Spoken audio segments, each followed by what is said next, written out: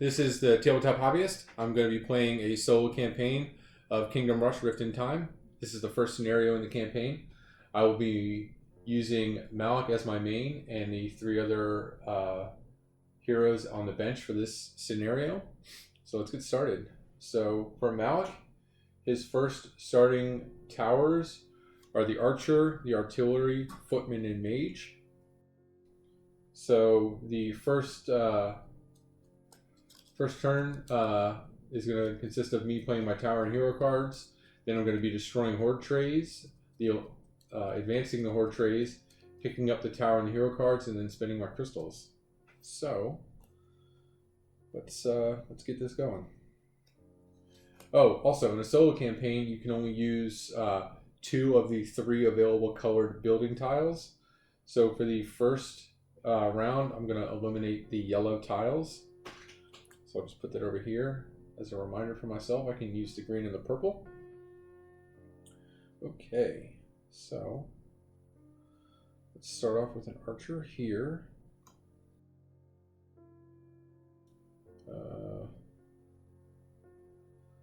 Let's do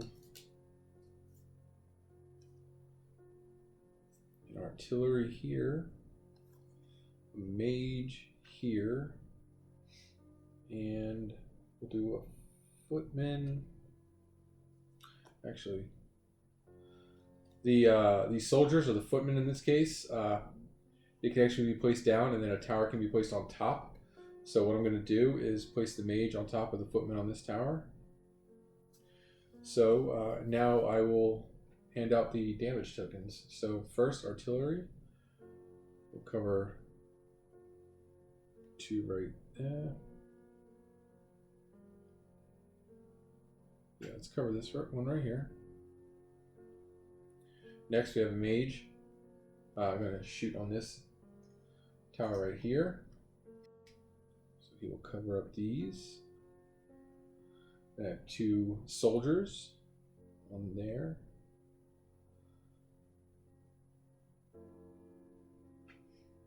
And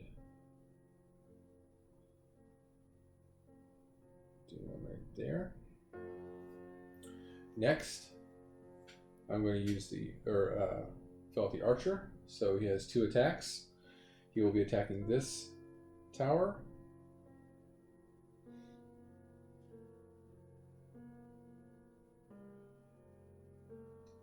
I'll put it right there. And then also this tower. Put it right there. Next, I'm going to play my hero card. So we'll be using Malik. I will place him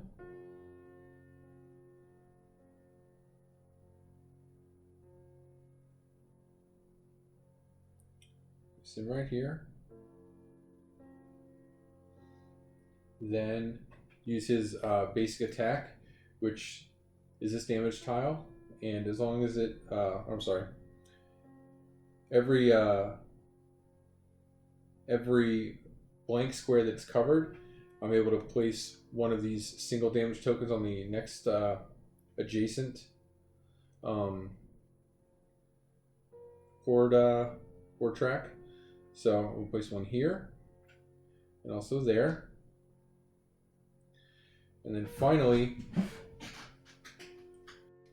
I'm going to call in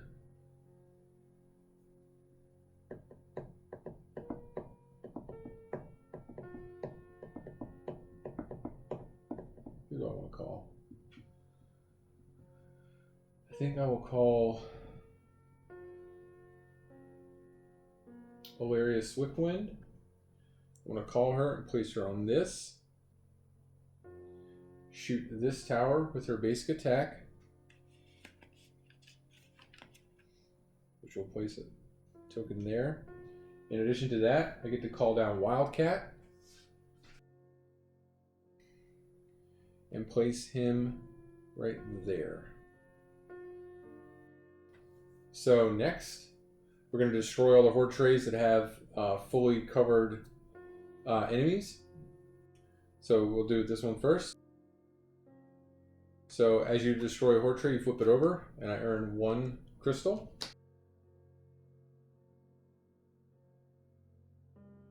Next, we would advance a tray, but because there are soldiers located on this tray that does not advance, they suffer 1 damage, and because they only have 1 life, they are removed. Next, I'm going to pick up all the tower cards. Then I'm going to spend my crystals. So in the solo campaign, you start off with 8, and I earned 2, so now I have a total of 10. So I may purchase some tier 3 towers. I think I'll purchase, yeah, 2 tier 3 towers. So first I'm going to buy a tier 3 archer, which is a marksman. He goes in my incoming towers on my hero mat. Next, I'm going to spend 3 and get a adept mage. He also goes on the incoming, and now I have 4 left. I'm going to buy another artillery, or I'm sorry, a bombard, tier 1 cannon, and also another archer. So after that, this is now beginning a new round. So what happens is these monsters spawn. And because the initial space is filled, they will jump over 1 space, so they will go there. And I spawn 2, as I have 2 spawn markers on 1 tower, or 1 spawn point. Next they go there. So now I'm going to be removing the green towers from play. And I will now I will now gather up my incoming tower cards. Now I'm able to play my towers. So I can't build on the green, so it's going to limit me a little bit. But I think I'll be okay.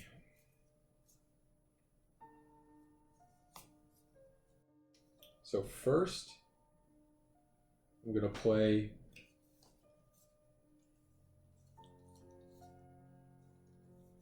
I'll play a footman on the yellow. It allows me to build on top. I think I'm going to use an adept here. Oh, I can't build on the green, so I won't be doing that. Just kidding. I'll build an adept here. Then a marksman here. Finally, I think I'll place an archer here and an artillery here.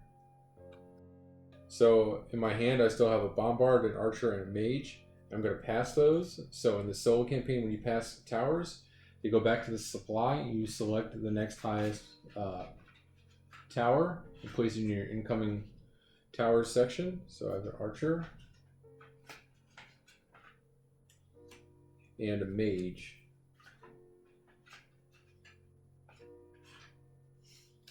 Okay. So now I'm going to use the attacks.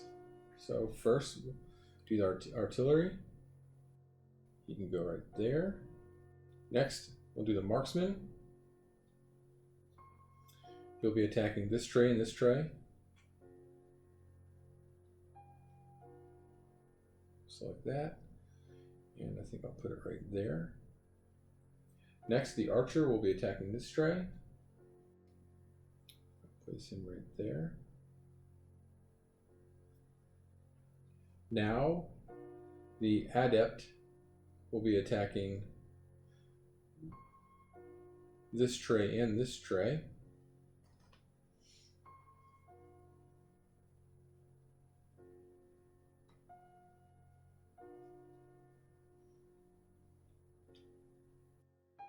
And finally, I have 2 soldiers to place on this tray.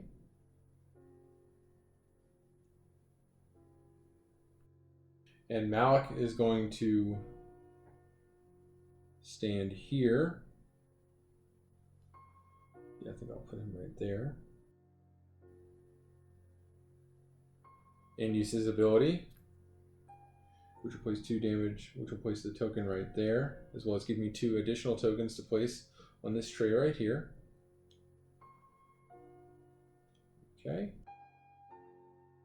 So now we destroy the filled trays. Again, another crystal. So that's 2 crystals so far this round for myself. Next, this tray right here. I'm sorry, we're going to advance, but we don't advance because they're both on trays, or we have soldiers and the hero. The soldiers are removed as they're killed. Malik takes 1 damage, and the tray stays where it is. Then I'm going to pick up my tower cards. Because there were soldiers and the hero on this tray, it does not advance. I hope you liked this quick intro into the Kingdom Rush Rift in Time board game. I'm going to upload the rest of the playthrough in another video, so if you would like to see how the first scenario ends, as well as my strategy for defeating the portals, be sure to check that one out as well. Please leave a comment if you would like the style playthrough or what you might want to see in another playthrough, as I plan to post more videos in my collection. Thank you for watching, and I'll see you in the next one.